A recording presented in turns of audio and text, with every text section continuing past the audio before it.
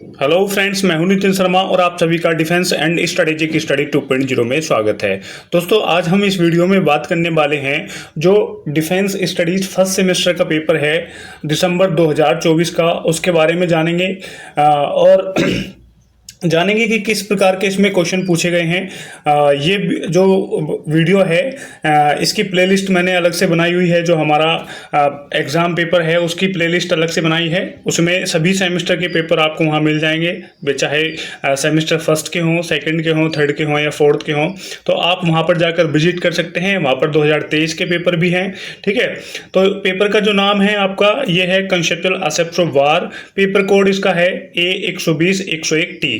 ठीक है, जो बच्चे हमारी अभी वीडियो पर या चैनल पर पहली बार विजिट कर रहे हैं वो हमारे चैनल को सब्सक्राइब कर लें, वीडियो को लाइक करें, शेयर करें और बेल आइकन दबाना ना भूलें, ताकि आने वाली जो भी वीडियो है आपके सिलेबस से रिलेटेड होती हैं। सिलेबस में जो कंटेंट है यूनिट वाइज आपको जो वीडियो है वो प्रोवाइड की जाती हैं, तो आप सभी इसको सब्सक्राइब कर लें ताकि आप तक ये जो वीडियो है वो सरल आसानी कंटेंट में आप तक पहुंचता रहे। तो जो पेपर होता है वो 3 घंटे का होता है। मैक्सिमम मार्क्स 75 यानी 75 अंकों का होता है। पेपर जो है वो 3 खंडों में विभाजित होता है, खंड ए, बे और से। ठीक है, सबसे पहले देखते हैं खंड ए में किस प्रकार के क्वेश्चन पूछे जाते हैं। इसमें जो क्वेश्चन पूछे जाते हैं very short answer type question होते हैं, यानी अति लघु उत्तरीय प्रश्न होते हैं। प्रत्येक जो क्वेश्चन है वो 3 अंक का होता है और 5 इसमें क्वेश्चन टोटल होते हैं। ठीक, इसमें जो पहला क्वेश्चन है वो पूछा गया है, सामरिकी से आप क्या समझते हैं, व्याख्या कीजिए। What do you understand by tactics, explain. यानी हमको सामरिकी के बारे में इसमें बताना है कि सामरिकी क्या होती है। जब सेना युद्ध क्षेत्र में कार्रवाई करती है और अपनी विभिन्न कलाओं को प्रदर्शित करती है, उसी को हम सामरिकी कहते हैं। दूसरा क्वेश्चन क्या है, युद्ध के किसी एक सिद्धांत की व्याख्या कीजिए। यानी जिस प्रकार हम जो हमारे अदर सब्जेक्ट होते हैं जैसे कि साइंस है, केमिस्ट्री है, फिजिक्स है, मैथ है, इसके सिद्धांत होते हैं, उसी प्रकार हमारे जो युद्ध है, युद्ध के भी सिद्धांत होते हैं। तो उसी में से आपको एक सिद्धांत की व्याख्या करनी है। जैसे कि हम गतिशीलता को ले सकते हैं या ये कह सकते हैं कि एक लक्ष्य चयनित कर लिया है, ये भी एक सिद्धांत है, उस पर लगातार बने रहना मनोबल युद्ध का एक सिद्धांत है। ठीक है, तो आप इसके बारे में आपको लिखना है। कोई भी एक सिद्धांत के बारे में पूछा गया है तो आप कोई भी एक सिद्धांत के बारे में इसमें लिख सकते हैं। तीसरा क्वेश्चन है, पूर्ण युद्ध का वर्णन कीजिए, एक्सप्लेन टोटल वार। यानी जो संपूर्ण युद्ध होता है जिसमें एक राष्ट्र संपूर्ण राष्ट्र की शक्तियों को मिलाकर जब युद्ध लड़ता है शत्रु को नष्ट करने के लिए, तो उसको हम टोटल वार की जो है परिभाषा देते हैं। ठीक है, उसके बाद क्वेश्चन नंबर 4 है, इसमें दिया गया है, भारत में गोरिल्ला युद्ध क्रम के जनक का नाम बताइए, इसके मूल अवधारणा का वर्णन कीजिए। यानी भारत में जो गोरिल्ला युद्ध क्रम के जनक है उनका नाम बताना है। शिवाजी हैं, शिवाजी ने ही भारत में गोरिल्ला युद्ध क्रम की जो पद्धति है उसको अपनाया था। ठीक है, और उनके जो मूल अवधारणा का वर्णन है उसमें करना है कि गोरिल्ला युद्ध क्रम जो किस प्रकार से लड़ा जाता है। नेक्स्ट क्वेश्चन जो पूछा गया है वह है, किन्हीं 5 नाभिकीय शस्त्र संपन्न राष्ट्रों के नाम बताइए। यानी जो परमाणु हथियार संपन्न राष्ट्र हैं, कोई भी 5 हैं, 5 के नाम आपको बताने हैं। वैसे 9 राष्ट्र हैं। ठीक है, जो 5 में अगर हम बात करते हैं तो यूएसए है, चाइना है, रशिया है, ब्रिटेन है, फ्रांस है और उसके बाद भारत है, पाकिस्तान है, इजराइल है, नॉर्थ कोरिया है। तो ये सारे क्या हैं, नाभिकीय संपन्न राष्ट्र हैं। इनमें से कोई भी आप 5 लिख सकते हैं। अब सेशन बी शुरू होता है। सेशन बी में क्या होता है कि 3 क्वेश्चन दिए होते हैं, आपको 2 कोई भी करने होते हैं। तो इसमें पहला क्या दे रखा है, थकान की स्ट्रैटेजी क्या होती है। यानी थकान की स्ट्रैटेजी के बारे में बताना है कि जब एक राष्ट्र किसी दूसरे राष्ट्र को बार बार परेशान करता है, वास्तविक युद्ध एकदम नहीं लड़ता है लेकिन उस पर छुटपुट की जो घटनाएं करता रहता है, उससे क्या होता है कि शत्रु राष्ट्र की जो सेना है उसके हथियार कम हो जाते हैं, सेनाएं कम हो जाती हैं और लगातार उस जो क्या है शत्रु परेशान हो जाता है। तो ये क्या है, ये थकान की स्ट्रैटेजी के अंतर्गत आता है। उसके बाद क्वेश्चन नंबर 7 है, इसमें दिया गया है, सीमित युद्ध से आप क्या समझते हैं, समझाइए। What do you understand by limited war, explain.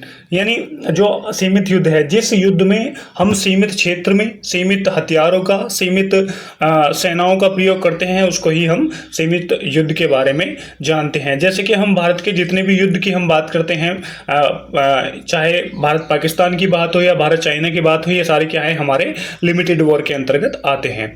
Question number 8 आता है, उसमें दिया गया है जैविक युद्ध क्रम की व्याख्या कीजिए, एक्सप्लेन बायोलॉजिकल वारफेयर। यानी जैविक युद्ध क्रम वह युद्ध क्रम है जिसमें हम किसी भी प्रकार के वायरस का प्रयोग करके शत्रु को नष्ट करने का प्रयास करते हैं। जैसे कि हम जो जैविक युद्ध की हम बायोलॉजिकल बात करते हैं या जैविक की बात करते हैं, तो इसमें वायरस या कोई जीवाणुओं का प्रयोग किया जाता है।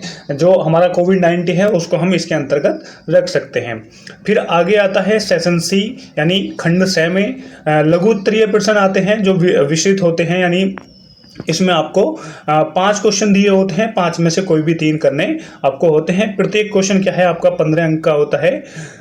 तो इसमें जो पहला क्वेश्चन पूछा गया है वो पूछा गया है गोरिल्ला युद्ध क्रम क्या है, एक सफल गोरिल्ला संक्रिया के लिए आवश्यक तत्वों की व्याख्या कीजिए। यानी गोरिल्ला युद्ध क्रम की इसमें परिभाषा देनी है और गोरिल्ला युद्ध क्रम के लिए हमको किस किस प्रकार के जो आवश्यक तत्व हैं जिनसे हम अपनी जो गोरिल्ला कार्रवाई है या ऑपरेशन है उसको सफल बना सकते हैं, उनके लिए तत्व बताए हैं। जैसे कि जो जनता का समर्थन है उसको प्राप्त करना है, ठीक है, और हमारे हथियार एकत्रित करने हैं। तो इस प्रकार के कुछ 5-6 तत्व बताए हैं, उसके बारे में इसमें आपको लिखना है।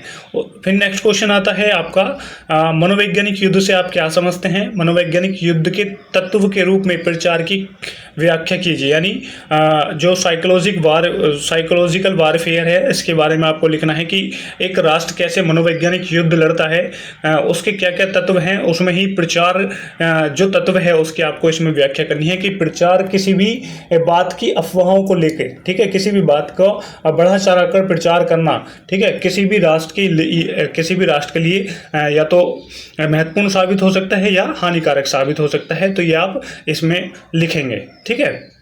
फिर आता है क्वेश्चन नंबर 11, युद्ध में उद्देश्य का चुनाव तथा उस पर स्थिर रहना के महत्व को समझाइए। मैंने अभी आपको बताया था कि जब हम युद्ध के सिद्धांत पढ़ते हैं तो युद्ध के सिद्धांतों में ये भी आता है कि उद्देश्य का चुनाव करना और उस पर स्थिर बने रहना, ये क्या है, ये युद्ध का सिद्धांत है, ठीक है। तो इसमें ही आपको इसी के महत्व के बारे में बताना है कि अगर आपने एक लक्ष्य चुना है और लगातार आप उस पर ही कार्रवाई कर रहे हैं तो इसका क्या महत्व है, इसके बारे में आपको बताना है। फिर क्वेश्चन नंबर आता है 12, जिसमें पूछा गया है नाभिकीय युद्ध की उत्पत्ति की विवेचना करते हुए उसके परिणाम पर प्रकाश डालिए। यानी जो नाभिकीय युद्ध है कब से उसकी उत्पत्ति होती है, यानी हम बात करेंगे तो नाभिकीय जो शस्त्र है या नाभिकीय युद्ध है वो कब से प्रारंभ हुआ और इसके जो परिणाम है, अगर नाभिकीय युद्ध लड़ा जाता है तो इसके क्या क्या परिणाम होंगे, इस पर आपको प्रकाश डालना है। तो फिर आगे नेक्स्ट क्वेश्चन है आपका, युद्ध का देश की आर्थिक संरचना एवं औद्योगिक संगठन पर क्या प्रभाव पड़ता है। यानी जो युद्ध होता है उसका, जब हम युद्ध किसी देश से लड़ रहे होते हैं तो उसका हमारी अर्थव्यवस्था यानी आर्थिक संरचना पर क्या प्रभाव पड़ता है, औद्योगिक संगठनों पर क्या प्रभाव पड़ता है, ये आपको इसमें बताना है, ठीक है। आप लगातार हमारे इस चैनल पर बने रहिएगा। जो भी क्वेश्चन आपके यहाँ पूछे गए हैं ये सारे हमारे ही चैनल पर क्लियर किए जाएंगे। जो आपका सिलेबस है सेमेस्टर का वो उसकी वीडियो भी आपकी इसमें दी हुई है हमारे चैनल पे। बाकी मैं जो हमारा डिस्क्रिप्शन होगा उसमें आपको लिंक डाल दूंगा और वहाँ पे आप इसको देख सकते हैं। आशा करता हूँ कि आपको ये समझ में आया होगा। नमस्कार।